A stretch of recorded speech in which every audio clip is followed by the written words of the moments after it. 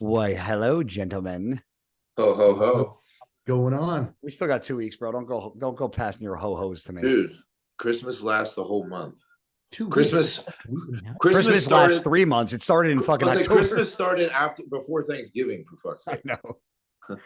Dude, there was Christmas stuff in Costco before Halloween happened.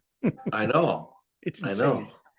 remember when we were younger and like Halloween would start like 2-3 weeks before Halloween. Yes. Thanksgiving would start like 3 weeks before Thanksgiving.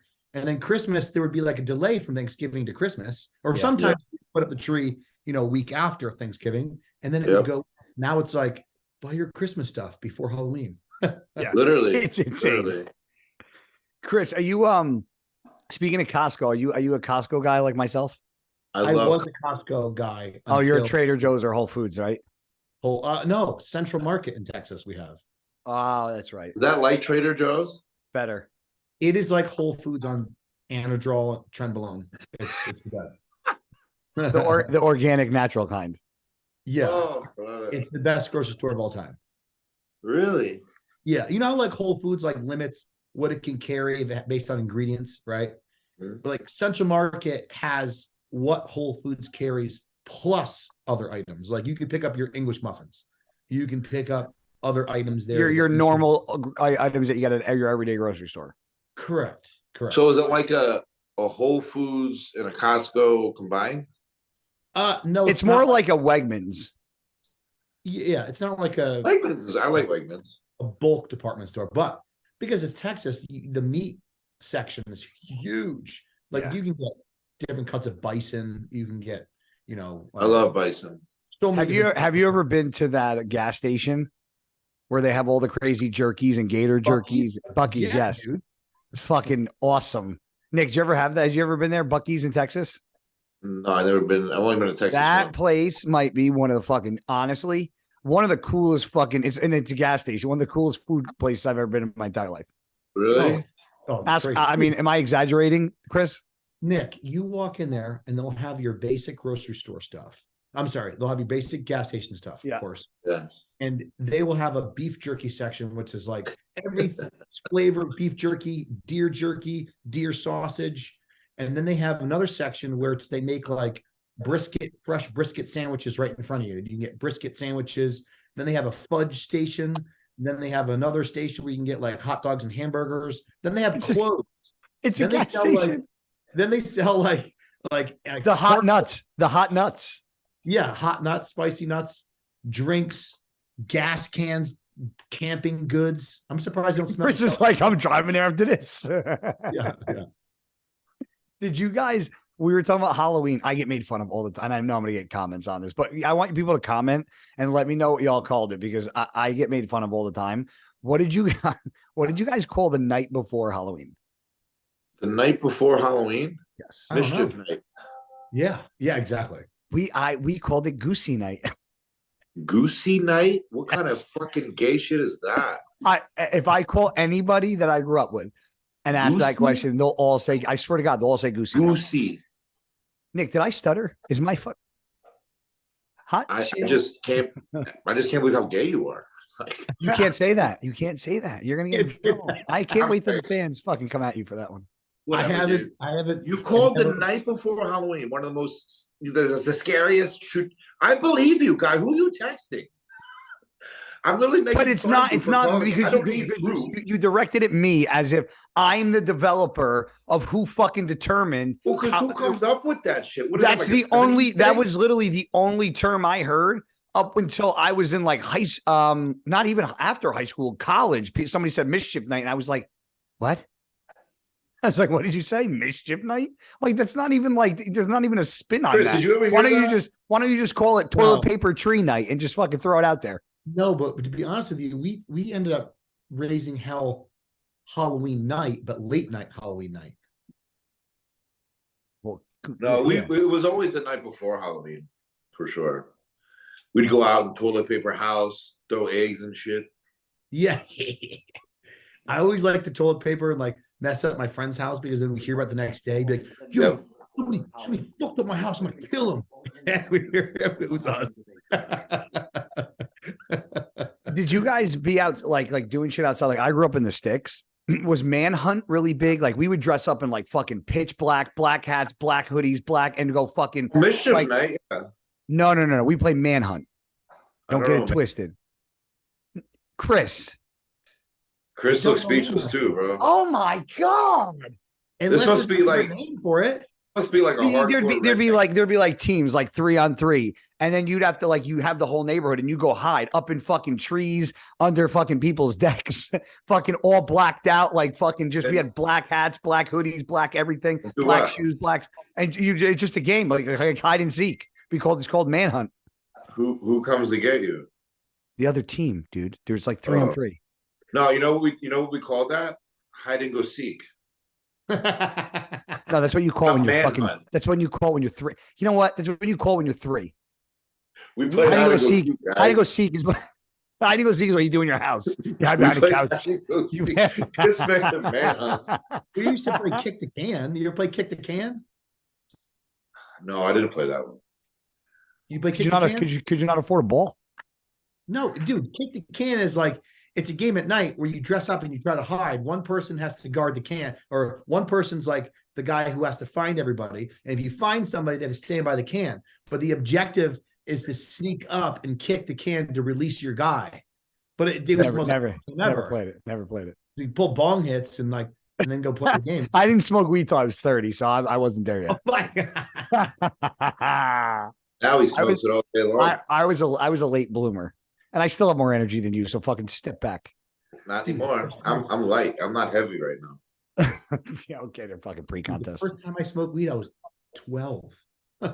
Wow, that's early. What was worse, your first time smoking weed or your first time having a chew? Oh, neither. Because a lot of people have a chew the first time and get sick as fucking puke everywhere.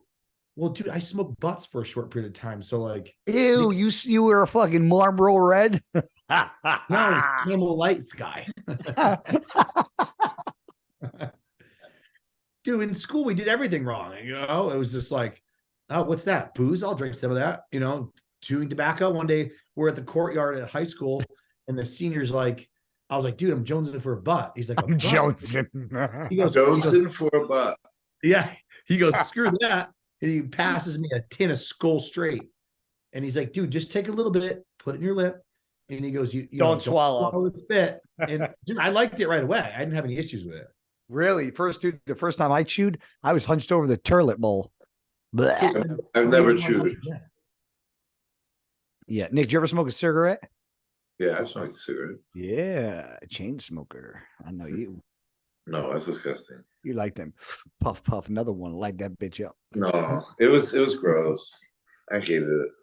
What was your what that was your crutch growing up, Chris? Was cigarettes or was it weed? What was your like bugaboo? What was the thing that like? Dude, for me it was just situational. Like, I agree with. Oh, so you were a chameleon. Yeah, the same with Nick just said. It's like just it was blended in. Yeah, everybody in my if you guys were smoking, I was smoking. If we all were drinking, I was drinking. Yeah. None of my friends did chewing tobacco or any of that shit. So yeah. Dude, growing up, everybody in my neighborhood was like 3 years older than me. So it's like, think about it. I'm in 8th grade. They're in like junior and high school. So like I'm doing junior and high school kids are doing. You know, like gonna hang out with them. They thought I was cool. So I was like, all right, whatever, you know. Yeah, most of my high school, what Nick? I was in that same boat. I hung out with all the older kids, so I had to blend in. Yeah, no, I mean, like high school, like freshman through senior year, like I'd go to school, practice. After practice, there was this cul-de-sac. We called it the sack. All the guys from the team would go there, park their cars, chill, sit, and have a fucking chew for 30 minutes, 45 minutes, go home. And that was like my week. That's all we did. It was redneck shit though. We chewed in class and shit. I do, but I didn't get caught. I got caught. I mean, dude, we were allowed to wear hats in fucking school. My everyday outfit was like varsity jacket, fucking ball cap, jeans. Like that's what I wore every day. Like I didn't get fucking dressed up for this shit. I didn't give a shit. You played football until when? Oh my god, I started playing football in 3rd grade. And no, when did you stop? When did you stop? College. I played for 15 years. From high school into college. Oh yeah, I played from 3rd grade through college. Yeah. Did you really? Yeah, 15 years. Yeah, I mean, like I wasn't. See, the issue that I had with football, obviously I graduated fucking high school. I mean, I don't know what you guys graduated high school at, but I was 165. I wasn't big. I was big. Yeah, well, 230, right? Yep. Yeah. But when I graduated, Chris, I was 165, and my entire life, I was either a middle linebacker or a tailback. And that's what I was all growing up. That's what I was all through high school. And then when I went to college, they redshirted me. They moved me to cornerback. And like, if anybody knows anything about football, if you're a running back or a middle linebacker, your first two steps are towards the line of scrimmage, towards the ball. Then I had to learn. Then they moved me to cornerback. Now I got to learn how to backpedal. Now I'm in my 11th year playing football. Never fucking backpedaled or covered a fucking receiver a day in my life, unless it was a tight end crossing a flat. And then I'm covering guys that are 6 feet tall with a 30 fucking. I had a 36-inch vertical, but I was only 5'5.5". Like, I couldn't cover anybody. I sucked. And that kind of turned me off. But I played all through college. I sucked. I was probably the worst cornerback to ever play the game. And then that's when I started competing, was in college. I got in big trouble for competing. They found out that I did a bodybuilding show going into my junior year. I got fucking ripped a new asshole before training camp. Really? Why? Yeah. We got to training camp. My dad was there. He dropped me off. And the fucking coaches played me too. They played it like they were like waited for my fucking dad to go to fucking rip into me. So I checked in. My dad was, we were grabbing suitcase and just shit, bringing it up to the fucking dorm room, put all the shit in the dorm room, walked down. I had to grab a package or a packet or whatever and fill fucking paperwork out. My dad had to sign off. All right, Pop, see you later. Give him a hug, kiss on the cheek. I'll see you at the fucking scrimmage, because it was like 10 days and we had a scrimmage. And dude, the coaches go, "Hey, guy, before the whatever meeting, just stop in the coach's head office." I was like, "All right." He was like, "So-and-so wants to see you." I was like, "All right." So I walk in the office, bro. This is 2003. There's fucking pictures of me printed out off the computer on the fucking coach's table. And I'm like, in my head, I'm like, same thing. I'm like, what does this have to do with fucking football? So I walk in, I sit down, and the coach grabs the pictures. He goes, "You want to tell me about this?" And I go, "Tell you what." He goes, "Well, this was a spin on it. You clearly didn't get in shape following the football training program and diet. So what did you follow over the summer? Because it clearly wasn't what we gave you." And from that fucking day forward, those coaches hated my guts.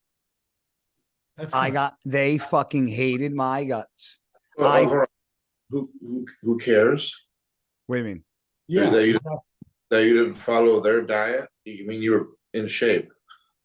Bro, ready for this? The only time the coaches gave a shit about me was when we were recording the fucking numbers for the NCAA for the weightlifting shit. Like when we were in the weight room, when the lifts mattered. My senior year, I had the highest lift total on the entire team. I had the heaviest squat, and we did bench, squat, and power cleans we did, and we weren't allowed to use wrist wraps. And that's the only time I ever got praise, was in the weight room. But for some reason, dude, that year they fucking found out I did a bodybuilding show, man. They gave fucking because I was too good to cut, but they just like played me where they could at bare minimum, and that was it. They wouldn't move me from a position I was at, even if I wasn't good at a position or better at another position. They just found a way around to just not like me, to the point where I had players that wanted to go to the coaches and be like, "What the fuck are you doing to Sister Nino?" And I literally was like, "Don't do that, because if they want to play me, they'll play me. Like I'm not gonna go knocking on coaches' doors going, 'What did I do wrong?' Because I didn't do anything. I did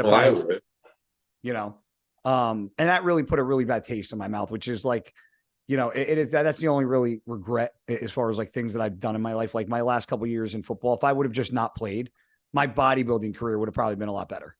Oh, so your regret is not quitting earlier because I would have quit. But yeah, if I would have known, I hate saying if I would know what I would have known now, because my thing that I always say is I would have made just different mistakes if I corrected things that I could. Wait, so when did you start competing?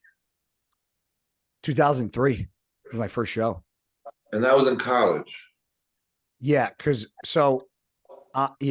Yes. So you competed while playing football, and they didn't. I competed follow their diet and workout structure.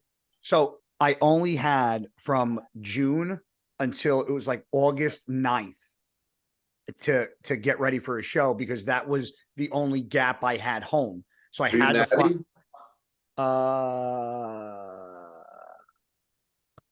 so that's why they hated you. First of all, let me tell you. It wasn't the diet. It was the drugs, you dick. First of all, I probably took the least amount of my motherfucking football team. Okay. So don't even get me started. The amount of fucking mutants that I played with and the amount of fucking gear that got passed around in college is insane. So really? Yeah, it was, oh my God. I don't care what anybody says. Now it's got to be off the fucking rocker. Ridiculous. With the peptides and the growth hormone. When I was in college in fucking 2000, I started college in 2000, 2001, 2002, 2003. The amount of steroids that I saw that crossed my fucking head was insane. It was like IFBB. Tell me how much. Tell me, dude. I knew what everything. Do you remember? What was the company? Quality Vet QV. Quality Vet. Yeah, Dencal.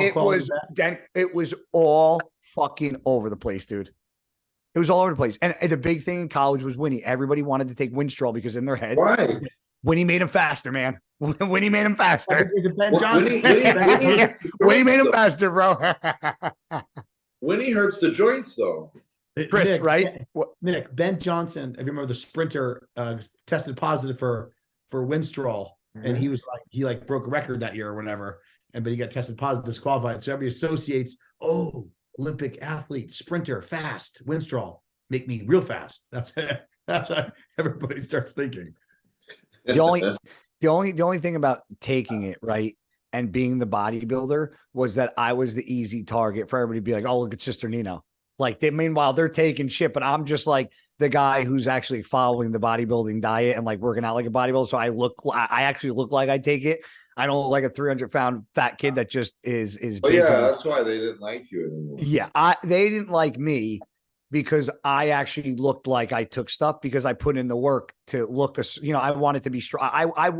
My problem was I was more in love with bodybuilding than football. Yeah. Was it always like that or no? No, not really. I think. Like, did you enjoy lifting more than football before you started competing? Yes. I would go literally from practice for 2.5 hours into the locker room, eat a Mesotech or a Myotech bar. Yes. Yeah. The nitro tech bar. Yes. Remember those? I would get them from GNC because I used to work there. I get boxes of them, eat one of those, put on my gym gear. It was a WestCon t-shirt and WestCon shorts. And I'd go up into the weight room and I would be up there for a normal hour and a half. And then one of the times I got screamed at because you want to know what one of the coaches says. And some people are probably going to be like, well, I agree. One of the coaches screamed at me because they were like, you're clearly not trying hard enough in practice if you have the energy to be up here after practice. And I'm just like, and nothing I do fucking right. It was just like, what? Okay. Like, what do I say to that? Like, you're going to tell me I didn't put in effort in practice because I have enough energy to fucking work out. Yeah, like, I'm just not a fucking pussy. How's that? Are you not supposed to work out? Bro, dude, it was in, whatever. People are going to be looking at him getting all pissed off about fucking college. Dude, I remember when I got my first cycle, the guy was like, dude, what I got was, it was test 200. It was in a blue bottle. And it was actually test 250 quality vet. And then a blue bottle, it said Norandrin. And it was 200 milligrams per milliliter. And he's like, the first week you do 1 ml of each.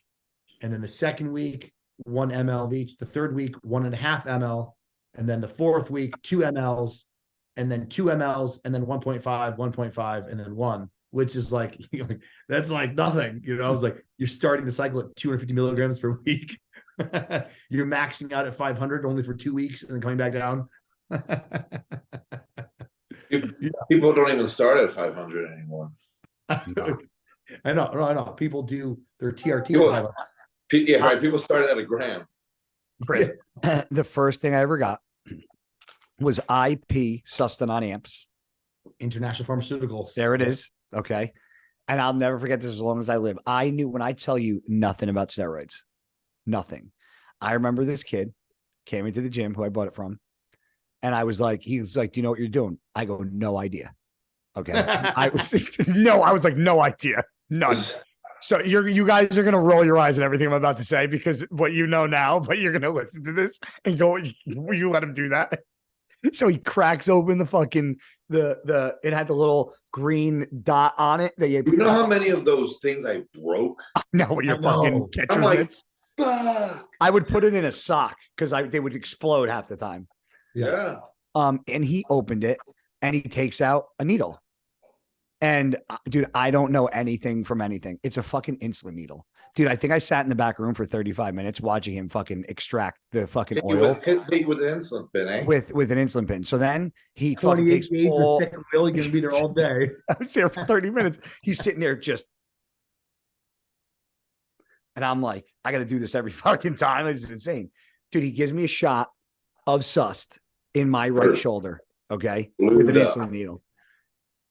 It got so fucking red and swollen. My dad owned a hunting and fishing store. I'll never forget this as long as I live. My Uncle Joe walked in and it was like the day or two later when it was like at its maximum pain.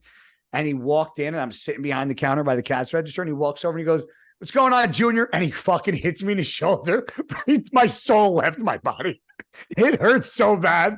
It was like, I was like, how do people take steroids? I was like, I can't, this is insane. No, it hurt so bad.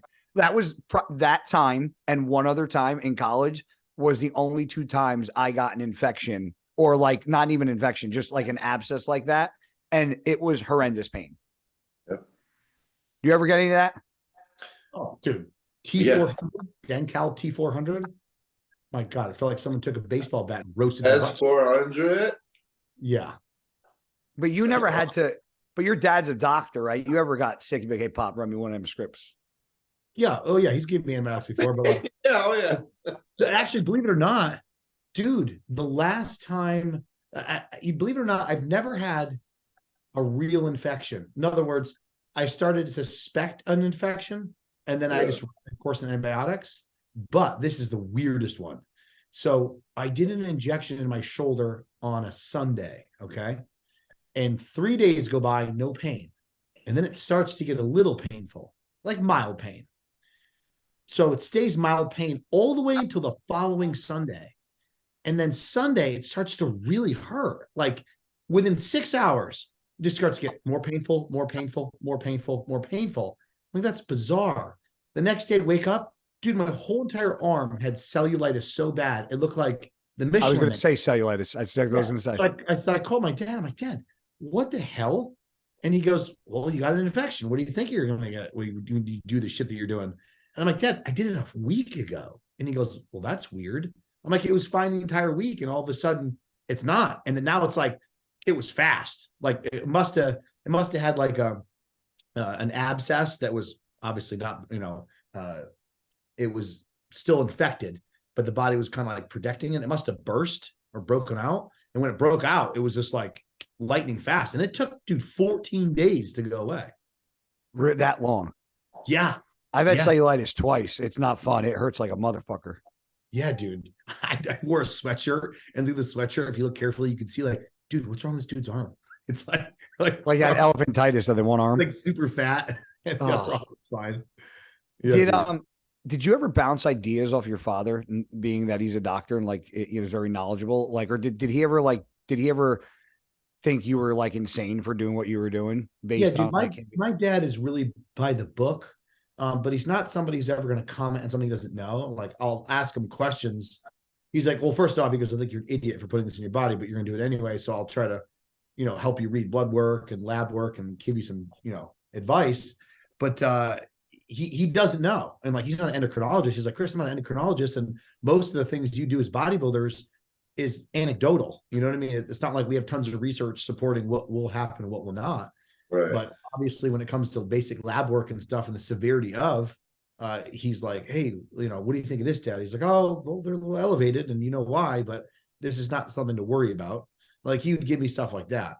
But my dad doesn't condone any of this stuff, like never, but he definitely has always, helped me by my blood pressure. If I was like, "Dad, do you think I could come to the office and you do EKG on me or, whatever?" He would hook me up. And that my dad removed my gyno, dude. My dad. Yeah, I remember that. You told me that. Really? No, I remember you telling me that. Yep. I wish I had footage of this because this is funny as hell. I was like, Dad, like I actually got gyno taking 19 Norstack. Remember 19 Norstack? Those Anderstein poppers back in the day. Dude, my nipple blew up in like 2 weeks, bro. And then obviously got worse over time with anabolics, and my nipples are getting big. My dad's like, look at those things. And I'm like, Dad, I was like, you should cut them out. And he goes, I'm not a surgeon, Chris. And he goes, I know, but it's not too difficult. And my dad looks, let me see them things. He's like, I'll give it a shot. I'll give it a shot. So we go down to the office. My dad's in like flannel shirt and like blue jeans. It's like on a Sunday, you know. My dad puts me at the table. Giants versus Buffalo's on. Yeah. So like my dad's a GP. So my dad's like, you're not gonna put me under. I'm just gonna use general anesthesia. I'm gonna numb the area. And like, yeah. And numb the area. And he goes, if you feel any pain, just let me know, and then I'll do it. So I'm watching him do it. And he's like tracing the nipple like with a blade, and he flips the nipple over, and he starts like, like chewing around in there. And I'm like, ow. Like a piece of pepperoni.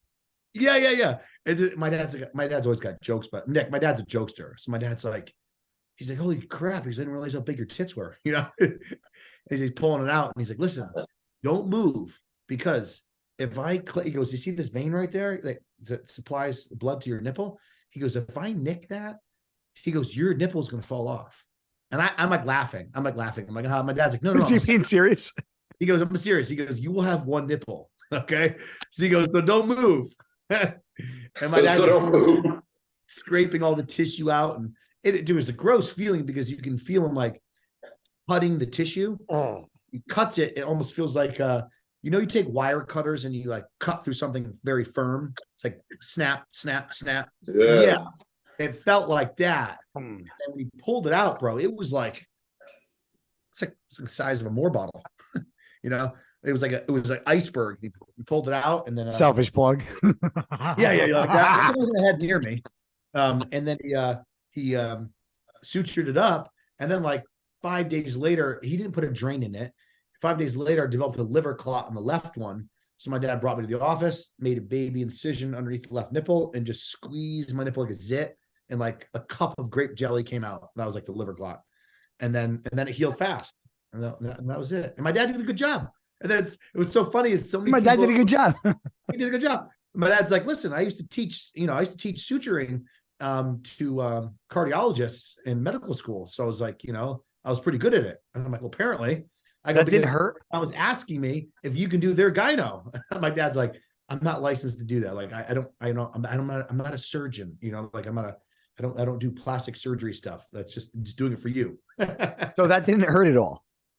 Well, what do you mean? Dude, like, what do you like? You're getting your nipple cut and flapped over. Like, what do you think I mean when I say did it hurt at all? That wasn't that bad. My dad cut a cyst out of my spine, and that hurt wicked bad. I had to bite a bell. That hurt wicked bad, and he just numbed the area. And every time you get close to something, why? What happened to your back? What do you guys do in your house? Hey, Dad, check this out. Like, the house around finding things. No, dude, I went to his office. My dad has his own office. So what was wrong with your back? So when I used to race motocross, my seat would come up and hit my tailbone over and over again. And eventually it developed like a callus cyst. Yeah, callus cyst, like 2 or 3 inches above my tailbone. And then like it would get aggravated, hurt. And then it hurt so bad, like I couldn't ride. So my dad's like, oh, we'll have to remove that. And I'm like, well, how? He's like, I'm going to numb the area. I'm going to open that up. I'm going to cut that bitch out. I'm like, oh, Jesus. So he did that. And that was very uncomfortable. But the gyno really wasn't that How bad. old are you? Oh, then I was 20. He did that. Yeah. One. So you remember it. Oh, yeah. Yeah. But I mean, dude, my gyno was really good. People were like, oh my God, yours looks so much better than mine. I had a surgeon do mine. I'm like, my dad just, first. My dad just cut me open. Yeah. I love my dad. I'll give it a shot. Yeah. Let me see those bad boys. Let's make it interesting. Let's make it interesting. You got a blindfold while we're at it. Try it fucking with no eyes. Dude, I wish I videotaped that. That would. Could you imagine the content and the views that would have if you actually had that back in the day, like getting like a self fucking take your son to school day, and he's fucking because dude, because that's my dad. I could have videotaped the entire thing, like that's crazy with my dad's jokes, you know.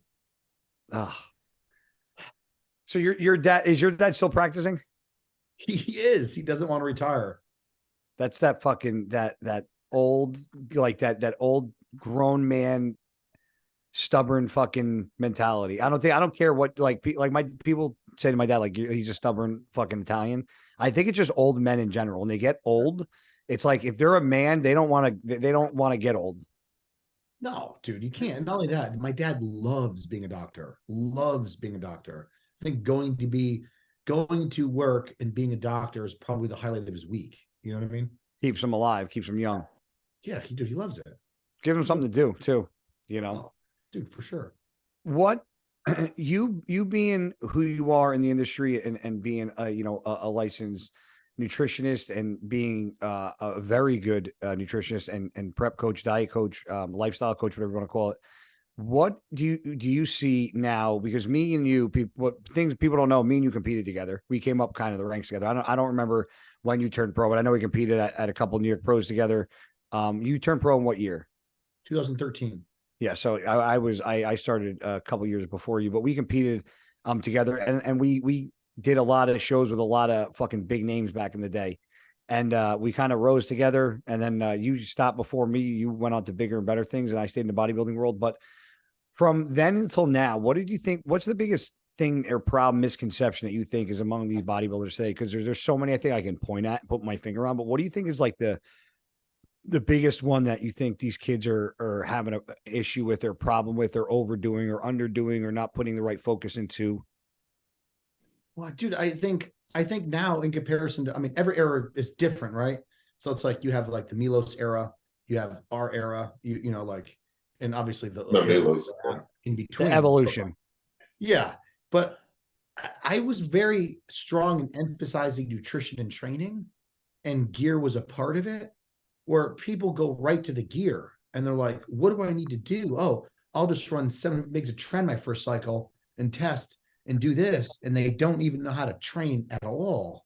Yep. So like, I see that more than anything now. It's like, dude, you can't even do the dumbbell press properly, let alone worry about taking a bunch of gear, and you're done and your sleep is shit. So and dude, social media has done that because everybody wants to be an influencer and everyone wants to be instantly jacked. People make jokes about drugs online all the time. Like, you know, it's just, that's where it's at, dude. And that's unfortunate. I mean, as much as I really wanted to use anabolics, when I started bodybuilding, I knew I was going to do that. Like Arnold Schwarzenegger, like, this is what bodybuilding is. Just like, you know, when you race, you put race fuel into your car, you put modifications on your bike, you know? So, but I was never like, oh, dude, I got to learn all about the gear and neglect my training nutrition. I was just reading everything I could about training and nutrition. And that's where the focus is for sure lost. And even looking at what I knew then about nutrition and training back in the beginning, it was totally wrong compared to now. Like what I know now, like think about it. What we've learned through training nutrition now versus like the first 2 years we started, like we had a general idea of what we're doing, kind of, but we look back, we're like, man, we could be way further along if we did this, this, and this. So I have to, this is a perfect time to interject this question. And I this wasn't even a topic I was going to bring up, but because you brought up that exact thing, I got to know, you being a nutritionist, your take on the Sam Sulek thing. Cause you were just talking about evolution of diets and doing right versus wrong and dumb versus not dumb. Like somebody asked me about this again today on a fucking live. And I said, you know what? It works for him. So, you know, God bless him. But is it right? Is the question. So is it opt? Like give me your honest to God take on that. Cause you know, I haven't had a nutritionist on here to really ask that question. Like people say, oh, his insides are probably mush. Like I obviously to an extent that's bullshit, but like, can that really be detrimental what he's doing? Wait, who? You talking Sam about? Sulek? Dude, I don't know anything about Sam Sulek. The milk guy. I know who he is, but like I don't know anything about him. His diet is just all what is it? Just all milk, cereal, and 1 meal a day. He lives by the calories in, calories out rule. But he drinks like 3 gallons of milk a day. If you're in a calorie deficit, you can get away with having burgers and donuts and shit like that, as long as it's a deficit. And I don't agree with it because, first of all, it's unhealthy to eat donuts every fucking day, deficit or not. But I think the issue I had was, if that's what works for you, cool, by all means, but don't promote it as if it's the right thing to do. Like, listen, Juan Morel did a lot of cheat meals and dirty meals and cheat. But he did it like one day a week. But it's not even that. More so, for me, was just the fact that the abundance of milk that he drank throughout a day. It was like 3 to 4 gallons of milk, Chris. This is Juan? No, Sam. Oh, well, dude, this is it in a nutshell. Nick is correct in regards to you can get good, decent results. It is about thermodynamics. It is about calories in, calories out. It is. However, I do know people that have had heart attacks in their early 30s who had that same mentality. Dude, I'm not going to say his name. He's a friend of mine in Connecticut, one of them. And I know another one who's dead. Actually, 2 of them other people are dead from Connecticut. But the other one who had a heart attack not too recently would say the same thing. He's like, bro, I got abs. I'm like, dude, you're eating nothing but white rice, sloppy Joe mix, peanut butter and jellies, and McDonald's. And he would make his off season throughout the whole off season that types of foods, no vegetables, no fruits. And sure enough, the dude, the doctor said to him, he would be surprised if he made it to 37 years old. And then at that point, he changed everything. He lost like 60 pounds, went on a bunch of medications to help try to reverse the plaque buildup in your heart. But the bottom line is you eat a bunch of food that promotes inflammation in the body and more oxidative stress, you're going to have more free radical damage. You're going to have more likelihood of plaque sticking to your arteries. Now, if you have a family predisposition to that, sayonara. I mean, if you don't, and your dad and your mom eat crap and they haven't exercised and they're overweight and they're like 100 years old, then you're probably going to be fine. But most people don't have that luxury. And Nick's 100% right when you say things like, it works for him, but he shouldn't be promoting it. You're damn right you shouldn't be promoting shit like that. Because like, I don't care what you look like, what you do. And I don't know why people always will view individuals at a high level or whatever there are doing something wrong. Like, yeah, I mean, that's cool. That dude's drinking beer on the weekends and he's still killing it and smoking cigarettes. Yeah, and then 30 years later, he's dead. Nobody remembers that. Yeah. But it's wild to me that gets... Because it's cool in the now, right? Yeah, dude. It's kind of like, remember, even when we're in high school... How is that even cool? Drinking that much milk is disgusting. Yeah, like, it's disgusting. That's gross. But it's also shock value. You get people to listen. Like, you tell That's somebody... bullshit. Yeah. You tell somebody you got to eat fruits and vegetables and eat a balanced diet, they roll their eyes and walk away. You tell somebody, like, listen, man, if you eat... You can have Chick-fil-A. Yeah. If you eat nothing but soup and then Chipotle for dinner every day, everybody's gonna be like, oh, that's interesting. I'm gonna hear about what are the 3 things people should avoid every day if they can? Food-wise? Yeah. Well, is alcohol? I mean, alcohol's not in every... I mean, unless you're an alcoholic, it's in your diet. But like a normal person, like what are the 3 main foods, like sugar or high fructose corn syrup, or... This is the thing. The bottom line is it's probably impossible to weigh too. There's no one food by itself that you should avoid all the time. I mean, like, bro, if you're having a little bit of saturated fat from butter or bacon, or you're having a little bit of sugar, that's not going to do anything to you. You know what I mean? It's more or less accumulation of something that you have on a daily basis. But sugar, obviously, something that people should avoid and have seldomly. Not every day. Yeah. It's more like, it's not what people should be eating or should not be eating every day. It's what people should be eating every day. The studies that said that red meat caused colon cancer, increases mortality, morbidity rate, right? You guys read that? Remember, it was all over the news and they're like, that's why you should go vegan. Well, when they controlled the population for those who consume red meat and fruits and vegetables, that risk went away completely. So it's not sometimes what you're eating every day, it's what you're not eating. Yeah. So if you're not eating fruits and vegetables, and having a decent amount of fiber in your diet, then that's a problem. Even if you had sugar and a couple pieces of bacon and you had red meat at night, and you had that every day, but you also ate tons of fruits and vegetables, you're going to probably negate a lot of the negative effects of some of those foods. But the bottom line is this: most people who are eating butter and bacon and sugar every day also are not eating fruits and vegetables, and they're also not exercising. Exactly. I mean, you kind of, I don't want to say flexible diet, but I don't know if you say if you're in a deficit every day, but I mean, you might be close to it. I mean, you eat pretty clean all the time. You have like what, 1 or 2 cheats a week and you eat whatever the fuck you want, if I'm not mistaken. Yeah. Well, now I like to keep my body weight around 225 or 220. So do you pay attention more to the scale than you do the food? No, the scale keeps me in check, knowing that like I better chill out on Saturday and Sunday. But Nick knows I crush cookies on the weekends. Those cookies are awesome.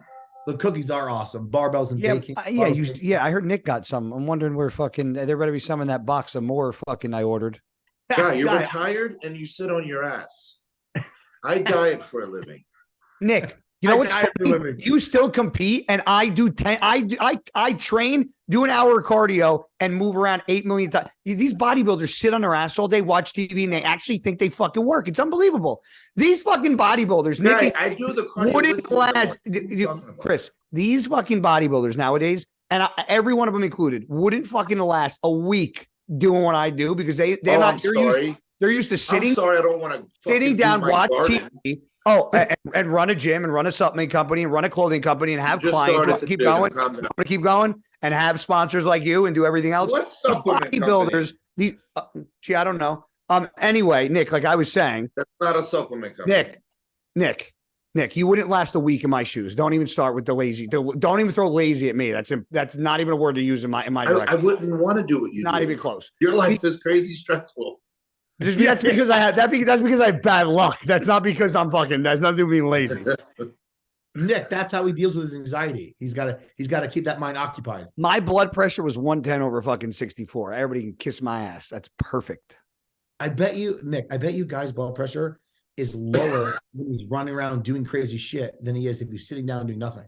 My heart rate now after that rant is 70. Guy, I will send you some Barbells baking cookies when we get off the phone. I'll add it in what I'm saying. I'll add it to the PayPal or the Venmo or whatever it is. Okay. And you gotta send them the Biscoff one. That one's the best. Biscoff's the best. Nick, you're gonna laugh at this. The other day, hold on. I'm gonna say this. Nick plugged you. Was it on the podcast or on the phone? No, it was our last. It was the podcast because we talked about Jensen's wife, Jordan, as well. He did shout out you sending him those cookies and shouted them out on the podcast about how good they were. Dude, they're crazy. So check this out, Nick. You love this. So it was always a debate between a couple people that what cookies are the best. So I'm like, bro, after nationals, when my competitors are done, I'm like, we're gonna have the cookie playoffs. So we're gonna have 4 cookies and cut them into quarters, and then the winner advances to the next round. Yeah. And then like cookie companies. Yeah, we went through every flavor, and at the end, it was between 2 cookies, and then we had 3 other random people just try a couple cookies, and I don't remember exactly what cookies were, to find out or try those last 2 to give us who is the top. And Biscoff was the winner. Really? It's so good, bro. So good. It's kind of an addicting cookie. Oh, for sure, no question about it. There's you'll get done the cookie, and you'll get sad. You'll just get sad. You're like, it's gone. I mean, I love the My Cookie Dealer cookies. Juan and Karen, I love their cookies. I mean, I remember when Karen was handing me those cookies backstage at shows. Remember, I don't know, I think you were at some of those New York Pros, Chris. Yeah. When Karen was there handing out those My Cookie Dealer cookies.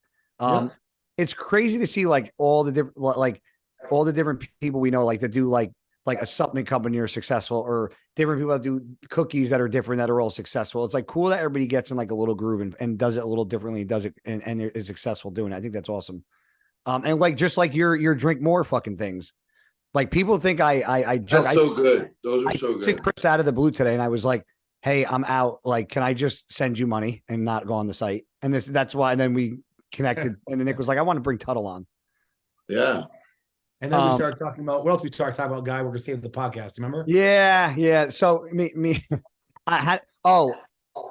how did it get there? Because we were talking about like, I think we were talking about just how older we are now, and like how it's different, and how the weight fluctuation was different. And I said I lost weight because of my health, because of my heart issues, right? And I said, the problem is that the hardest thing about where we are right now in bodybuilding for me isn't retired, isn't being old. It's the fact that there's a lot of people that aren't here. So me and Chris were talking earlier, and I said, it's crazy. When I was growing up, when I was in my 20s, I never it's almost like you think you're immortal. Like you don't ever really think about. You never think about death. Where you do the dumbest shit. I was fucking snowboarding on the fucking half pipe, doing rainbow rails, skateboarding, hitting fucking jumps on pavement, fucking not giving a shit, playing football. Never thought I'd get hurt or death. And then you lose a grandma or a grandpa. Okay, that's okay. They're old. You don't think about it. You keep going. You keep going. You keep going. Then you get older and okay, somebody dies in a car accident. Well, that wasn't old age or say he did that. That was an accident. Then it's like heart attack, heart attack, heart attack, heart attack, heart attack. And then you're like, and then when you start outliving your friends already at 40 years old, you start to think you got to start to make some peace with the fact that you better figure out what death means to you sooner than later, because if you don't, it's a rough road. It is. It's the perspective change though for me. Let's throw this out there first. Statistically, when you enter your 40s, the death rate of men start to sharply increase because you get a lot. I'm going to go to bed with great anxiety tonight. But it's true. I mean, dude, the percent of people passing away in their early 30s is very low compared to your early 40s, right? But what Guy and I were talking about earlier, it's dude, I have a totally different perspective in daily life. I try to be happier and not sweat dumb shit because we're talking about family. That's how we got on this topic. It's if somebody asked you this theoretical question, if someone's like, hey, if you had 1 week to live, would you be pissed how you're living the last year? And now I could say no, but before I would say, yeah. I'm like, man, I've been working too much. I haven't been happy, or I haven't been enjoying, the fruits of life. But now I'm like, dude, I'm going to live it up as much as I can in every way I can and be happy and be present with my wife, be present with my friends, my dad. I'm taking my dad to Ireland. All these people that might not be there one day, I can't take that for granted. The fact that one day I'm not gonna be able to call my dad, dude, that's fucked. That's what we were talking about. We were talking about my buddy and what he was going through, and you were I was I couldn't fathom, I have friends that have parents that are really sick and that are going through some tough shit, and I'm I can't, I try to put myself in that mindset. What happens if that was fuck, my family member? And I'm it's just the strength that's got to take to watch your mom or your dad or your sister, your brother literally die in front of you. Is fuck, man. It's you think you got it bad until you see something like that. And you're man, life is fucking a lot better sometimes when you see something that's really fucking shitty. Yeah. Need a little sippy sip. It's all, the way, what's that expression? The world around you changes when you choose to look at the world differently. You know what I mean? You start to look at people differently, be a little happier, be more grateful for your friends, pick up the phone call and talk to them. You know what I mean? Yeah. One of my buddies calls me a lot, and I'm always I do that now. I'm like, damn, he's calling me all the time. I'm like, dude, you know what? I'm going to call him. See what's going on. It's true. No. Nick said something, and it was I knew he said it, and it was directed right at me, and I was waiting to see. Guy doesn't text. Guy likes to call. So Guy would call me. I'd not answer it, and I'm like, "What do you need?" Yeah, he wouldn't answer. And he texts me, and then this is how Nick answers me, and it's such. I'm gonna start doing. I do it to him now. I'll call him, and I'll pick up, and I'll go, "What do you want?" Well, dude, you guys speak all the time. It's not like it's a distant friend from high school that you haven't talked to in a long time. You know what I mean? Yeah. No, but before that, he would I would call him, and he was like, "Can you just text me?" I'm like, "You're such a fucking tool."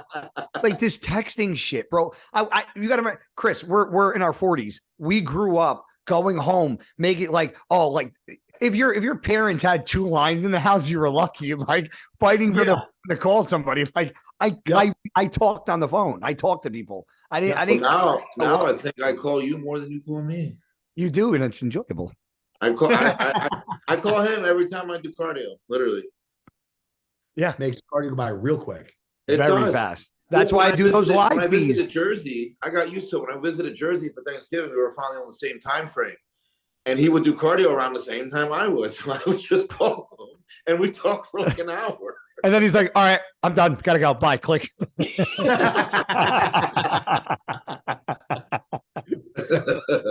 Hey, Chris, I don't know if I ever got this answer out of you.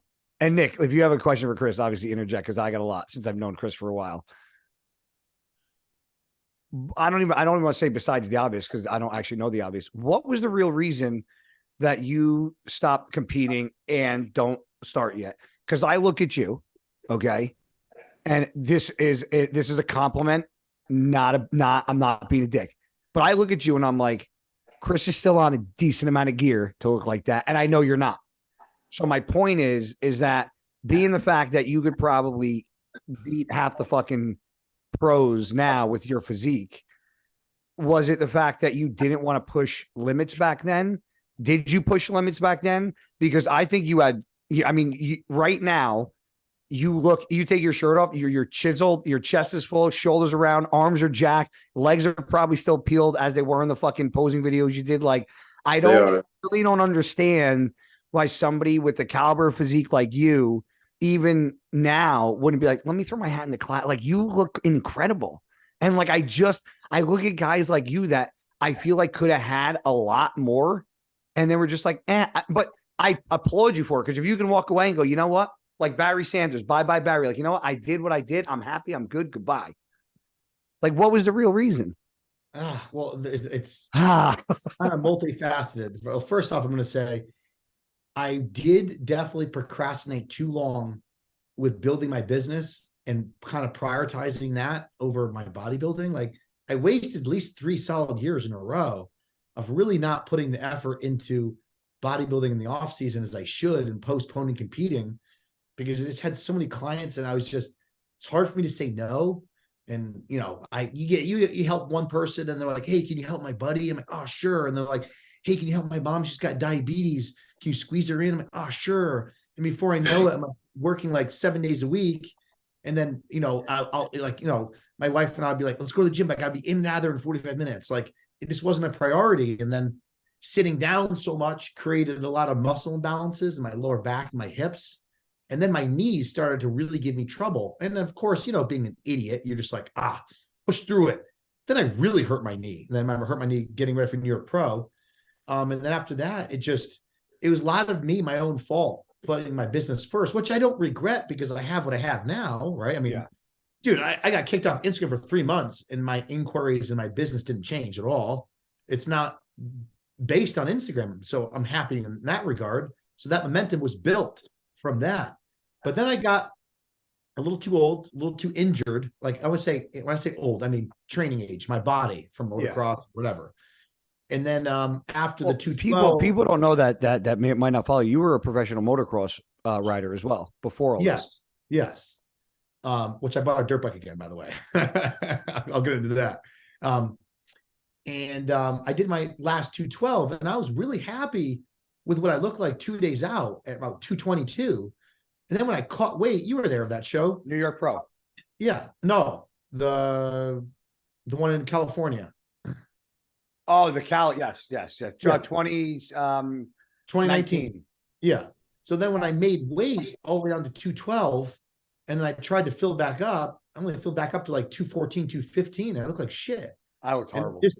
It just didn't come. It's not what I look like, you know? Yeah.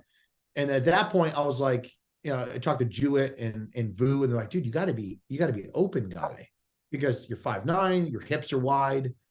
You got to put on mass. And I got up to about 267 and then my body just hurt and I just didn't feel healthy. And at that point, I'm like 37 and I'm like, what am I doing? You know what I mean? It's like, I'm not making money from bodybuilding. I'm making money from my business. Doesn't matter if I compete. And I'm really pushing the envelope and my body feels like shit from the injuries and me being an idiot. That's like, I just didn't think it was worth it at that point. Now, case in point now, dude, like I'm a downsized bodybuilder big time from then. Like I still, like one thing I will say, I was able to downsize and keep a lot of lines in detail. Some people, when they downsize, they look deflated or they look messed up. I deflated down and I was still able to keep round muscle bellies and my waist is still thick. But I was still, dude, you have like a fucking 8-pack. Don't worry about having a little wide waist there, buddy. Nobody cares. Okay.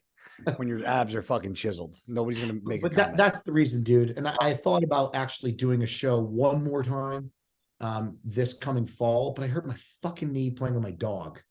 Again? The other knee. How? Like the dog fakes you out left and right. Yeah, Jim. Yeah. Yeah. So I was faking out left and I jumped right and my knee goes pop. I'm like, what the fuck? Are you kidding me? No, dude. Luckily the MRI was negative, and the guy's like, dude, you just stretched the ACL of your knee. You stretched some ligaments in your knee because there's more free play with your tibia and your femur. Yeah.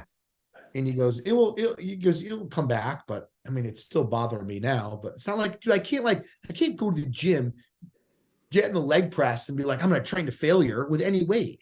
You know what I mean? Yeah. I can't train to failure with legs at all on anything. Do you push the limits in the gym? I push the limits as much as my body can allow me to. Yeah. Like I want to, but my body's like, dude, what are you doing? You know what I mean? Yeah. It sucks, man. Getting old is just, it's hard. It's hard looking in the mirror some days, but you got to look back and go, you know what? I did what I did. And you got to be happy with what you did, man.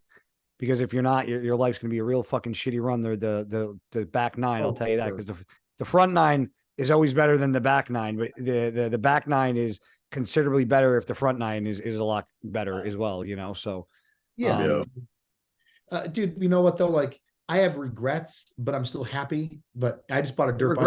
Regret as far as what? I just wish I paid attention more to, I gave my youth for granted. I took my youth for granted. Like but Chris, the problem with that statement is that I can guarantee you put 100 people in front of you, they're all going to agree with you that they did the same thing. Because I agree with you too. I should have competed more. I should have done other things instead of like, oh, next year. That's what I mean. Yeah, but see, I can look at that and go, I should have done what you did and and competed, and while competing, put more effort into business. So I was further ahead of where I am now, rather than retiring and then starting the coaching and then like, you know what I'm saying? So there's different sides to everything. You know what I'm saying? No, you can't, because you wouldn't have been. That's what, like, I was telling Nick, like when me and Nick were having a conversation about certain things and business ideas, like this is going like a year or two ago. I was like, I wouldn't do that now. I'm like, because in order to do that, you need to be fully invested and you need to be like there physically. And like, if you're not, like, it's not going to do well.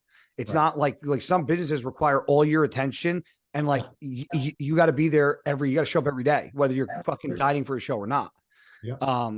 You know, and I didn't do that earlier on in my bodybuilding career because I was in order to be a good bodybuilder, you're selfish. You have to be. Everything's I don't care what anybody fucking says. You have to be. I had a buddy from high school that I talked to the other day. I was talking about a situation that was going on, and we were talking about growing up, and he was like, well, dude, you know, your lifestyle fucking for the past 10 years is he's like kind of selfish. You know, he's like, I'm not being a dick. I'm like, no, dude. I said, but I wouldn't be where, I mean, if you guys watch the Michael Jordan documentary, he said it. He was like, I had to be fucking a dick. I had to be selfish. He's like, if I wasn't, I wouldn't have gotten to where I got to. To be good at any level of anything requires a good level of being selfish. You have to. Mm-hmm. Agreed. If you're not selfish, that means you're not putting anything into yourself. You're not reaching your potential. No, and you're not giving yourself anything back. It's okay to do and help everybody else and be nice and be fruitful and whatever. But like, selfish to me just means I'm doing what's best for me sometimes. And I don't care. That's fucking okay. I'll call me selfish all day, because everything that I have, that I own, that I live in, that fucking surrounds me is because of what I did, not anybody else. So yeah, I'll be a little fucking selfish, because this is where I'm sitting is because of fucking me. Where Nick's sitting is because of Nick. Where Chris is sitting is because of you. So yeah, I could be a little motherfucking selfish because I did what I did and I accomplished what I accomplished. And that's okay. It's not being cocky. It's being fucking real. But you know what's funny is I tell some of my younger clients who I see their physiques who have like great potential, and they're like, oh, I think I'm going to go do this. I go, no, you're not. I go, you're going to tell them no. You're going to be as selfish as possible, because you see this body that you have, your joints, there's an expiration date to that. That's going to disappear one day. I go, you do it now, because once you get married and you have kids, this is going away. Yeah. So now is the time to put all your effort into this. Now is. Not fucking later, dude. Nick, did your dad ever have like there's going to come a time talk? Like there's going to come a time where you reach an age, or like there's going to come a time where you look back, or there's going to come a time. Do you ever have one of those talks with you? All the time. Really? All the time. All the time. All the time. My mom more though, actually. Really? Yeah. I remember like a specific heart to heart she had with you about, because I there was one that I had with my father that like I remember like it was yesterday, that things he said to me that just resonated with me right like still to this day. What age? I was a senior in high school. Okay. She just more so says she wants me just to embrace and enjoy this process more. Yeah. Because she says you're gonna look back on it and you went too hard. You didn't enjoy it, really. 100%. That's great advice. And I'm like, you're right. She's like, you just accept or let it sink in, like what you've done already. And I'm like, no, not really. Like, I'm on to the next task. And she's like, look at what you've accomplished. Look where you live. Like, look at what you're doing. And and she's right, I should, but I don't take that in, because to me, it's anything could like be gone in the snap of a finger. So, well, and it already is. Task ahead. And it already is. And I think that's what your mom's trying to say, is that when you won that New York title, or the Arnold Classic title, or like when you win that and the next Arnold title comes, that high of winning that Arnold Classic, it's over. You don't get that again. People aren't going to go, oh my God, you won the Arnold Classic. Yeah, you won it fucking a couple, like last year. Your last year. So enjoy the moments that present themselves, because once that moment, those moments actually have expiration dates too. And I think that's what your mom's referring to, is like, you got to live in the moment sometimes and enjoy. Well, yeah. You know what I'm saying? But it's like, even when I won New York, they were already like, you gotta do the Arnold. Like, yeah. And then my mind just went right to that. So it's like, I didn't even get to enjoy really the New York win. And then once I won my first Arnold Classic, my Arnold Classic debut, technically, it was like 2 weeks later was the Olympia. Yeah. So I didn't really have time to even let that sink in. You know what I mean? So, and then and after that Olympia, I was already thinking ahead to where, like, if I'm going to do the Arnold, this next one, or what I'm going to accomplish for the next Olympia, like that shit was already in the back for me. Yeah. But you acknowledge it now, which I think which is different, because just like you said, Not really. Huh? Not really. Bullshit. I'll call bullshit on it right now. Go ahead. Let's debate. The old you would have sat in your hotel room pissed off as fuck that you tore your hamstring. This time you actually told me, you know what? I have a chance to do something I normally wouldn't do, and that's enjoy my fans. So I'm going to go out and enjoy my fans and fucking meet them and sit there and do this and that, blah, blah, blah. Because 2 years ago, you would have been so fucking pissed off. You'd been like, I ain't fucking going anywhere. So that means I'm enjoying it? Yeah, that you doing that and going out there is enjoying, like that you're enjoying it. Yeah. I was depressed the whole time. Yes, but Chris, you see, do you see how fucking closed off? It's like tunnel vision, and he sees it from one side, and that's it. Exactly. You like, but that's how I am. You won't. But you can't. But you're not. But this is, you can't be miserable if you're putting the action in and doing that. Part of you has to be fucking enjoying it and happy, because you wouldn't be fucking doing that. You would be 2 years ago. Fuck you. I'm not doing a thing. I'm sitting here and I don't give a fuck. But this is the question: when you're in it, are you actually, is it possible to enjoy it like we think we could if we went back and did it again? Because I think the same thing when we raced motocross. I'm like, that was the best time of my life. Why didn't I ever think of it that way? But like back then, when you're always trying to think about being better or doing this, I don't know if your brain can do that and also be like, this is awesome. Do you know what I'm saying? You see what I'm saying? You mean the difference between enjoying it and just going through the motions? No. I'm saying like the pressure, the self-pressure you put on yourself to be focused on the next goal versus also enjoying it and being in the moment and like, this is the greatest thing. Like, I don't know if the brain can do both. You mean like when Nick won an Arnold, it was like, well, I won the Arnold, so I have a bigger show coming up. So it's like, I won the Arnold. Cool. Now this is more important, so I don't care about this anymore. Yeah. And it's like, you have to be like that. I'm sure Nick might think of it a little differently once he wins Mr. Olympia and be like, okay, now I'm at the top. You know what I mean? But I don't know. If I know me the way I know, I will win that title in order to be like, what am I going to do to defend this now? Yeah, right. Like, that's just how my mind operates. Right. Yeah. But dude, I think honestly, dude, for top athletes, I think that's how it is. And I think every top athlete will always look back and be like, man, I wish I enjoyed it more. But again, I don't know if it's possible. Yeah. You know what I mean? There's so many times that I traveled the world, did appearances. I went to the appearances back to my hotel and I didn't fucking leave because I was by yourself. It's like, I don't want to go out and enjoy the town and the fucking place. I don't know what understands me by myself with nobody I know. Like, now looking back, I'm like, I could have went and fucking walked around so many different countries and I just sat in the hotel and did nothing like an idiot. So many fucking times I did it because I was by myself. I never traveled. Like my wife at the time, like during the time I was married, like earlier on in my career, she was a school teacher. She wasn't taking off school to travel. I mean, it's impossible. I traveled every fucking week, and then when I got divorced, I was by myself. So nobody came with me. And the only thing we talked about today, Chris, was when I brought my parents to Italy this past April for a seminar. That was probably the highlight of me being a bodybuilder. Was I had enough money to do something that not a lot of people can do, and I took my parents on. I just took That's really them, cool. I took them to Italy. I paid for their flight, their hotel. They didn't open their wallet once around me, and I, drove to Florence. Got my mom on a gondola ride. Checked off a bucket list item. Like that to me is the most important things that I've done because doing that shit for them makes me happy. I have a question for both of you. Has your parent or your mom ever gone up to you and be like, oh, Nicholas, I never in a million years would have thought you've been where you are right now. This is just incredible. Because my mom went up to me one time. She's like, Chris, there's a long time I was really worried about you. I didn't know what was going to happen after high school. And I knew you're going to be okay. I didn't think you're going to be dead or in jail or anything. But she goes, I was really worried.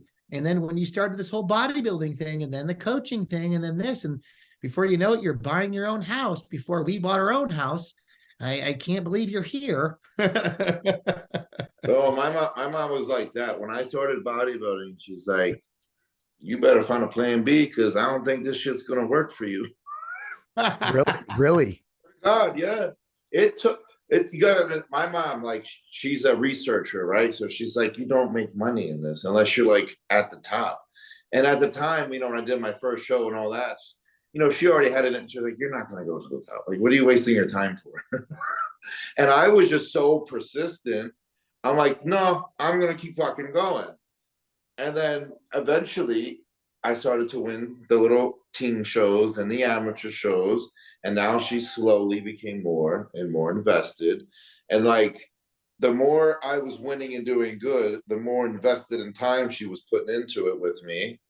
And then it's like when I turned pro, because it took so fucking long, my mom thought she was on top of the fucking world, That's awesome. Nick, and then that was when I moved to Florida. And then I remember it was like I literally turned pro, and then 3 days later, I'm like, I'm moving to Florida. And she was like, you're doing it. You're finally doing it.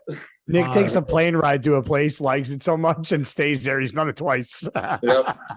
And now, she's created her own name in the industry, She's the best. She does interviews now. She thinks she's a judge. Like it's great. That's great. Yeah. I will say her or my dad have never missed a single show. I love that. Even when they were skeptical still, they never missed a show. My parents didn't even come to my first show. It was all the way in fucking West Virginia. I drove with my cousin. I went, yeah. I tell this story all the time. I'll never forget when I did North America, my first North Americans. And I over dieted and I couldn't fill out, honestly. Like it was one of those things, the more you ate, the more weight you lost, right? Yeah. So when I got on stage, it was like nothing popped, flat as could be. And I knew it. But we're walking back to the hotel room. It's like dead silence. And we get to the front door. And my mom's just like, I got to tell you, Nick, you look like shit. And I'm like, thanks, I know. She's like, I held my camera up ready for pictures. And I just went, ooh. And I'm like, oh, you put the camera down. That's real sweet of you. She's like, this wasn't it. You didn't want those pictures. No, I didn't. But I'm like, you could have just said it a little nicer, you know? Yeah. Like, I'm already a little, I already know. Like, you know? Now you want to kill her at that point. But I will say she's just always been honest, no matter what. My parents, I think the first time my parents realized, because my parents didn't know what bodybuilding was. Like where I came from, there was not one fucking bodybuilder in sight in town surrounding me, bro. Chris, when I tell you there was nobody around me that was a fucking bodybuilder, there was nobody. And the day my parents were like, okay, he might have it, like he might have something, was when I won the Metropolitans, and it was the fucking Metropolitans, and my picture was in the MD Spotlight magazine, and my parents saw my picture in the magazine, and them seeing me in the magazine as an amateur being talked about, for some reason, they were just like, I don't know if they like connected the magazine with stardom, or they were like, well, he's got to be good enough if he's in the, and then like from that day forward, their whole perception of what I did changed. Yeah. But the day they found my fucking steroids for the first time, that was fun. Oh, yeah. I won't tell that. Did that ever happen to you? Oh yeah. Yeah. So I had my amps sussed in an EAS empty bottle of HMB. Will never forget this. And it was one of the big bottles. And I had it in my fucking sock drawer. And I was home from, I don't even know what year it was. It was fucking later on in college. And I had my socks, and I had the HMB bottle there with a couple other bottles. And my mom did my laundry. She put my socks back and she moved the bottle.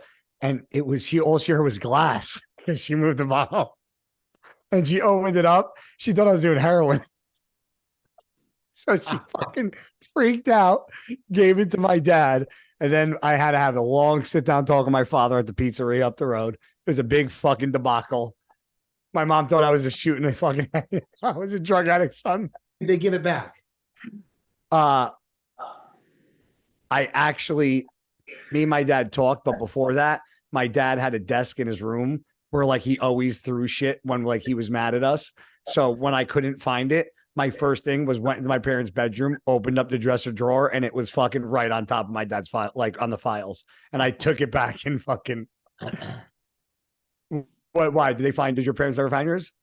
Yeah, my dude.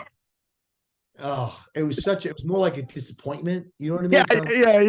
Yeah. Want your dad to find it, you know? I was there. Yeah, you know, like that feeling. You're like, oh. Fuck. It wasn't like when your mom finds your weed. Oh, mom, whatever. I never had that. Oh, I had that before. Or your mom finds a pack of cigarettes or finds you drinking, you know, like, oh my God, you get in trouble and you're fighting with your parents. But dude, my dad was helping me fix my sink in my apartment. And how old? 23. Okay. 23, maybe 24. And my dad has to fix everything. He comes over his, you know, stuff, and then the dude gets hungry and he goes in my refrigerator to make a sandwich or to make something to eat, and he sees a plate, and the plate had tinfoil over it, and that was the growth. I just covered it up so like it wouldn't be visible. He thought it was like leftovers, like leftover pizza or something. He's gonna grab a few bites of. Surprise. Yeah, and then I come back in the room and he's like, "This pizza give you wings." He goes, "Christopher." I go, "What?" And he goes, he looks at me like concerned. He's like, "I thought you were going to go about this naturally." And I'm like, "Oh." And I'm like, "What do you mean?" And he's like, "I found somatotropin in the refrigerator." And that's great. He calls the growth hormone by the real name, you know, the chemical name. Yeah. And I'm like, ah. So what did you say? Bro, I didn't know what to say. So I just actually walked away, and I went into my bedroom and I shut the door. And then I'm like, crap, what do I even say? Like, I just felt terrible. And then I went in and I said to him, "Listen, Dad, I know it's not something you'd approve of. And I can see the disappointment in your eyes. But it's a personal choice. And like, I want to do this, and I want to do this to the level that bodybuilding is. I don't want to be a natural bodybuilder. obviously I'll be as careful as I can be. And then he looks at me and he goes, so that's why you're asking questions about your lab work. And that's why you're asking me to check your blood pressure, because he's like, Starts connecting the dots. yeah, he's like, why would a 23-year-old have high blood pressure? You know? Yeah. And then he goes, now it makes sense, Chris. And I go, this is really funny. I go, you're not going to tell mom, are you? And he goes, oh no. But this I'm gets telling funnier. mommy. Yeah, but this gets better. So this is a funny story to that. And I can say it now because it's whatever. But that's not going to see this. This is, dude, we're 40 years old. This shit happened when I was in my 20s. I don't give a fuck. Yeah. I don't care. So almost a year later, my mom intercepts a package for getpins.com, right? And I'm like, and Best site anyway. Shout out. Yeah, Use promo code Tuttle. My dad sends me a text message and he goes, hey, idiot, your mom found your syringes. And I'm like, oh. And he goes, just a heads up. I'm just letting you know. So obviously I would have been like, say they're yours. You're the doctor. So I see my mom and my dad, and my mom's obviously, when your parents find something and they want you to know that they know, but they don't say anything, right? Yeah. So They give you this look like, he's like, no, they wait and watch to see what you're gonna do. They're like, hi, Chris. Hi, Mom. So how was your day? Yeah. How was your day? What's going on? And I'm like that snappy voice. Yep. And I'm like, Mom, just cut it to me straight. What's up? And she's like, I found these. I got a package. And she goes, it's funny. She's like, what are these for? And I go, Mom, they're for vitamins. And she goes, what are they really for? I'm like, Mom, what do you think they're for? And I go, they're for anabolics. She's like, well, what kind? I'm like, Mom, if I said decaduralbin, would you know what I'm talking about? If I said equipoise, would that ring a bell? And like, kind? Would that ring a bell? Kind. So I'm looking. You want to try? Yeah. So I look over at my dad, and my dad looks at me and he goes, like, don't bring me into this because I knew, And then my mom's like, are you going to get in trouble? I'm like, well, I don't plan on getting in trouble. By who? Trouble? Like the cops, you meant? Yeah, like get in trouble. Oh my gosh. Yeah. And then that was really it. But like, it just sucks. It's awkward. I mean, my mom knows, like, I'm an adult. I can make my own decisions. She doesn't have to approve of it. It's not like they're ever supportive of it. They think it's stupid. It's your own risk. My mom would just always say to me, she goes, I better not bury you before you bury me. Bury me. Yep. I've heard that fucking one-liner before. Yeah. Mm-hmm. So that sucks, but whatever, what can you do? We're I don't want to keep you on too long, but I want to ask about your dogs, because I've been a lot of people reaching out about my dogs and like posting my dog videos, because I was telling Nick on the last podcast that my buddy, actually one of my other owner of Uprising, he's got 5 dogs. 2 of his dogs got into it. Oh my gosh. Looks like Nick if he was a little small, like if he was a dog. Not even close. Which one's that? That's Moo. That's my oldest long-haired Chihuahua.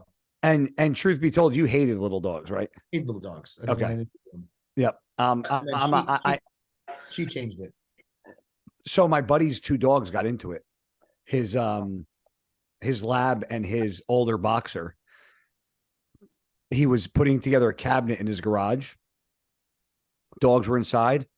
I don't know what happened, but he came in and his boxer was just covered in blood, and under his desk. Dead? No, that he rushed the dog to the hospital. He just brought the dog home today. This happened on Sunday. Okay. He just brought the dog home today. They saved the dog's life. Nick, 15 grand. Oh, I was like, wow. I was like, but you know what, dude? I would empty my bank account for any one of my dogs. Nick, you have a dog. You have. No, that's right. That's right. I remember now. Yeah.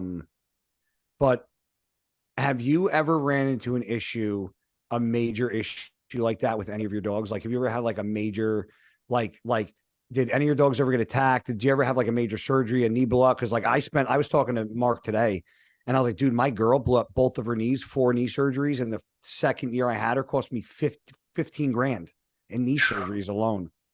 My It's little just, dog, I'm very, very protective of my little dogs. Other dogs don't meet my little dogs. That is a no, because they're so small. One bite, they're dead. even if it's like a play bite. Yeah, dude, no, there's no chances involved in that. But Yeah. oh Jesus, Stuart got in a fight. One of my long-haired chihuahuas got in a fight with another one of my long-haired chihuahuas and knocked him off the bed. And we have hardwood floors, and he fell on his face on his hardwood floor. And I hear Lexia screaming. So I run downstairs, and I'm like, what's the matter? And a lot of times, like, girls get a little dramatic, she's like, oh my God, we have to go to the emergency room. I'm like, He's dead. I'm like, he's probably fine. He's fine. And he's holding her. He's like, she's got her hand over his head. And I'm like, he's like yelping. He's not acting right. And I'm like, he'd be fine. I'm sure he'd be fine. And then she goes to move her hand. The dog's eye is exterior its skull. The eye came out of its skull. And it was like bulging out like this much. And I was like, so see, I can butcher and it's crazy, but I hear that. And I was like, it's like, imagine sneezing with your eyes open. That's what it is. Dude, I was like, dude, I go, Lexia, grab the keys, grab the wallet, put the dogs away. We're going to the ER right now. She's like, what's the matter? I'm like, don't even look at it. Don't even look at it. Did she or no? Of course she did. Like, let's go. And we went to we've been in ER a bunch of times, but it's the same thing, man. Like, how do you know? Okay. Dude, don't. You're not stopping. What they don't just push it in. Well, actually, yeah. Really? So when dogs have, like, there's some dogs that their eyes are in their skull, and there's some dogs that eyes are slightly exterior their skull. So we all have muscles that hold the eye in. And when you get blunt force trauma to the eyes because it has slight pressure, you can rip the muscles of the eye and the eye will just come out. So hold on. So the eye's not attached, like it's attached to the muscle, but yeah, the muscles hold the eye in, but the eye is already exterior to the skull. But if the muscle tears and the eye falls out and you push it back in, is it still going to be a functioning eye?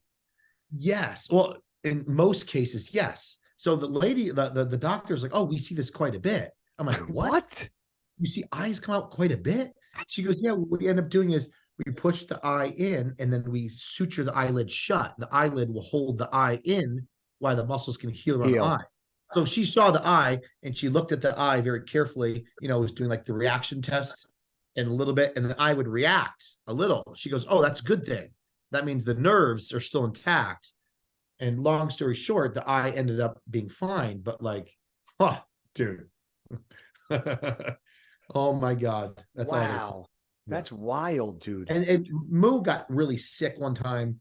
She was, as soon as they start vomiting, having diarrhea for a period of time, like they're going to get dehydrated, they're going to die. Right. Yeah. Yes. So we brought her in, and the doctor, the ER, they give you the laundry list of shit, all these tests. And I have a medical background. I'm not a veterinarian. I'm not a doctor, but I'm not an idiot. Yep. I'm looking on the list. I'm like, we don't need that test. We don't need this test. I go, we'll do these 3 tests. I'm going to start calling you before I go to my vet. Yeah. She's like, I'll do all of them. I'm like, no, I know. Do these 3, and I'm not having her overnight. Give me the antiemetic.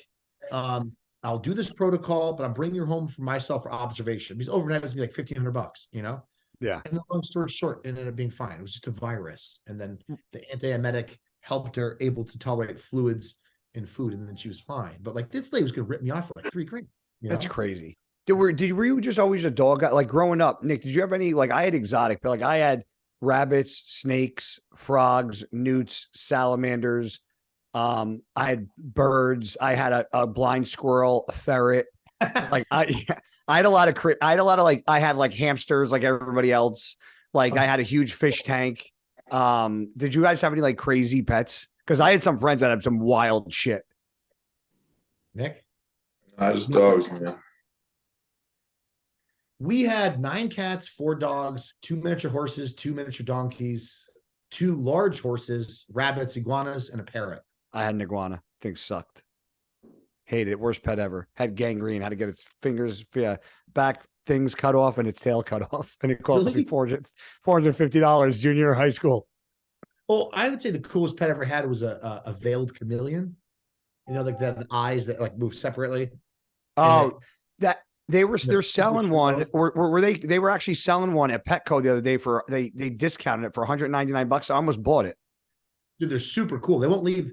So I used to have it in my apartment on a tree I bought, and it was no cage, no net, because it won't leave the tree. It Really? just chills on the tree. And I have like a little bucket of crickets, and it comes down, and its tongue goes, grabs the tick cricket. Nick, what would you do if you came to my house and I just had a big tree in the middle of my house with fucking chameleons chilling on them? I think you're a weirdo. Especially when you're 40, maybe when you're a kid. I'm weird. You had 9 cats growing up. You don't have the fucking balls to call me fucking weird. 9 cats. Get out of here with that shit. Dr. Doolittle's house, my house. That's fucking crazy. Well, listen, it's 9:30. I don't want to keep you too much longer. Chris, very fucking and just a lot of shit I didn't know, man. And very interesting insight on a lot of things. I appreciate you coming on here tonight with me and the Mutant. Yeah. We were texting this morning, and Nick just goes out of the blue, I want Chris on. I go, Chris, who? He goes, I want Tuttle. I like Tuttle. I want to bring Tuttle on. I said, okay, we'll get Tuttle on today. He was like, oh, I was like, and I even said, I go, I'm shocked that like, I just didn't think Tuttle was going to come out of your mouth. Like, I just, it was just a random, like he's one of my buddies. He's not somebody that I would think like, Nick, like, let's get Tuttle on. I was like, that's Nick fucking knows. That's good. Because Tuttle's a fucking good dude. It made me happy. Yeah, man, it was my pleasure. I love, dude, it's nice catching up with everybody, man. You know what I mean? It's like, it's not like we get to see each other all the time. You know, Nick, we've spoken, you know, we've met before. We've spoken a bunch of times through Instagram and text. So it's nice to have sometimes like some open dialogue and conversation. And we're all from the same area, man. You're Northeastern. You were at the Montanari Brothers Powers Gym. Yeah. Yep. Oh, yeah. You know, it's cool. You know, I've said it before. It's, you know, like Chris, I knew you before you were pro. I knew Nick before you guys were pros. You know, and I feel it's really cool to watch people that were amateurs come and be very good, great pros, successful businesses. Like, it's fucking cool, man. Because there's a lot of people that like I've been friends with, like, you know, in high school and college, and I was really close with, and they grow up and dude, they just can. It's almost like, I don't know what other expression they use besides they just can't get out of their own way. And they could just, and you just can't figure it the fuck out. And it's just really like guys like you, like Evan, Marco Rivera, John De La Rosa, like just that Juan Morel, his wife, Karen, like Nick, obviously, like a lot of people from up here, man, Sean Carita, Akeem Williams, like we got a gangster fucking, Victor Martinez, Rich Gaspari, like we got a gangster crew of Northeast motherfuckers like that represent Sean's near me now. Yeah. Yep. That's right. It is. Yeah. Yeah. But what I'm saying is that we might all be scattered now, but like, you know, we all came up, we all were cut from the same cloth up here. So it's pretty cool that I could rattle off names that fast, and they're all very successful in bodybuilding and business and life and relationships. You know, it's cool, man. I'm proud of you guys. It's awesome. Appreciate it. And listen, if you guys need a place to stay in Fort Worth, DFW, you obviously can stay here. I just had Jose here with me at Nationals. That dude is fucking funny. What? Can't deal. He gets drunk and he's exactly the same, just louder, and his accent just gets fucking so much more dense and thick, and it's fucking hilarious. Oh, dude. Did he want to have any heart-to-hearts with you? Chris, no. Chris, come here. Let me taste Chris. Dude, his one-liners are the best, though. He had my wife and I laughing. What was the one you told me on the phone? The butt? Dude, I can't say that one. Why? Because what if it's about somebody at the show they listen to? Some chick. I don't want. Yeah, but they won't know who it is. He talked to 1 million people. He's like, he talked to 1 million people. Jose talked to 1 million people. Could be anybody he spoke to. Somebody's going to take umbrage to that. That's true. He's like, dude. He goes, is it that hot chick over there? He's like, dude, I was talking to her. I'm like, oh my God, she's so pretty. I'm like, then I got close to her and her breath was like a bag of rotten buttholes. That's funny. But dude, think about this. It's bad. Imagine being a pretty girl and you don't know your breath is that bad. A lot of competitors, guys and girls, stink like onions because they use a lot of garlic and garlic salt in their food, and they don't realize how much it seeps through their fucking pores. They stink. It's like a motherfucking walk around smelling like a fucking ferret. Ugh. And you know when you're at a show and you're yelling, they're like this close to your face, and you're like, oof. Yeah. So for fucking competitors out there, do a little fucking or chew some goddamn gum for Christ's Aren't you sake. supposed to like lick the back of your hand and then smell your Yeah, remember Winter Fresh used to be the thing in high school? Like everybody chewed Winter Fresh. I got Winter Fresh. Mentos? What? Mentos too. Really? Mentos? Yeah. No, Winter Fresh. Remember, everybody used to take the sticks of gum and ripping them in half to save them. So, like, you didn't fucking if you had a pack of gum and it was getting low, everybody like, can I have a piece of gum and you rip it in half and give them a half. Yes. So you didn't Yeah. fucking yeah. Well, I'm gonna Winter Fresh you guys and fucking cut this episode. I'm gonna go. I'm starving, dude. I was at the gym all day. I was painting. Chris, March 23rd. If your calendar is free, Nick is coming. The grand opening to the gym that we're opening in Pennsylvania. Oh shit. Where Yeah. in Pennsylvania? How far is it from your house? I didn't announce it, but by the time this comes up, I probably will. So Bethlehem, Pennsylvania. It's 45 minutes from my house. Nick has involvement in it as well. It's 15,000 square foot. It was a old retro gym, not old. It was a retro gym that was built out 4 years ago. It's been sitting fully equipped for the past 2 years. So the lady broke her lease. So we went in, we took the lease. We didn't take the lease over. We negotiated it, took it over, sold all the equipment, got it, took everything out, sold whatever we could. We're painting it all black and military green. We connected with New Tech. We're bringing in all military green and black equipment. I think it was 52 pieces of New Tech equipment. We have a huge leg room. We have a massive posing room, 2 huge bathrooms. We're going to have that one area, Nick, where it was the basketball court. We decided today we were able to widen that gap. So that's just going to be all the fucking leg shit back there because we're going to have a fucking hardcore leg area, which obviously opens the wall up for another mural. So we could actually put you in there too if you didn't want to, because we're going to put you on the side of that wall. But yeah, it's exciting, man. It's crazy, dude. So March 23rd, if you and Alexi have nothing to do, you guys want to stay by my house. A lot of people, Nick's coming up. Jay already confirmed it. I told Evan about it. Flex Lewis will be here. Jose Raymond's going to come up. And I got a lot of people in the pipeline that I got to talk to get out here. So it's going to be a really fucking awesome day, man. So I really hope you can come. You guys can set up. You can set up your more booth and promote the drink stuff. We're obviously going to bring it in the gym as well. That's going to be in our gyms on the shelves. Hold on a second, dude. I'll text you. Okay. All right. All right, guys. Listen, Chris Tuttle, I appreciate you guys. If you guys want coaching by Chris, what's your website people want to get in contact with you for coaching? TuttleNutrition.com. So go to TuttleNutrition.com to get coached by Chris Tuttle, the fucking man, the myth, the nutritionist himself. And for me and Nick, we will be on again on Monday. Monday, we have a special guest coming on. We have Milos, who will be coming on Monday. First appearance on this.